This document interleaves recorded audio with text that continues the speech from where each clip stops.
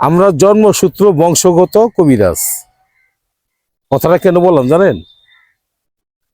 আমার দাদা কবিরাজ ছিলেন, আমার বাবা কবিরাজ ছিলেন। এই ব্যবসাটা আমি করি। আপনার জামালপুর ডিস্ট্রিক্টে এক নামে পরিচিত গুল হরিধন কবিরাজ আমার বাবার নাম। আপনি দেওয়ানগঞ্জ যান, ইসলামপুর যান, মেলান্দ যান, এই জামালপুর যান, আপনি শুনবেন সে ভালো না খারাপ যাচাই করবেন।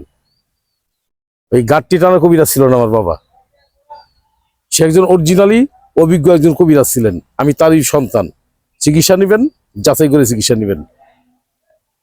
গাছই ছিলেন না, কবিরাজ হয়ে গেছেন গায়ে। এটা কোন ধরনের কবিরাজ? চিনতে হবে, গাছ চিনতে হবে। আমি আপনাকে অনুরোধ করলাম, চিকিৎসা করেন, যাচাই পাচাই করে পরে চিকিৎসা করবেন। আর সঠিক চিকিৎসা করতে হবে। আর সঠিক চিকিৎসা যদি না করেন, ওই চাপাবাজিতে কাজ হবে না। আমি হ্যান ত্যান এই এই এই এইগুলা কিন্তু হবে না। চিকিৎসা করলে আপনি সঠিক চিকিৎসা করতে হবে, চিকিৎসা জানতে হবে, অভিজ্ঞতা থাকতে হবে। খালি গাছ নিয়ে বসে থাকলেন, গাছ ওষুধে গাছ দিলেন না, খালি চেহারা দেখাইলেন, গাছের চেহারা দেখাইলেন, ওটা চিনতে হবে, গাছ দিতে হবে। সে চিকিৎসক।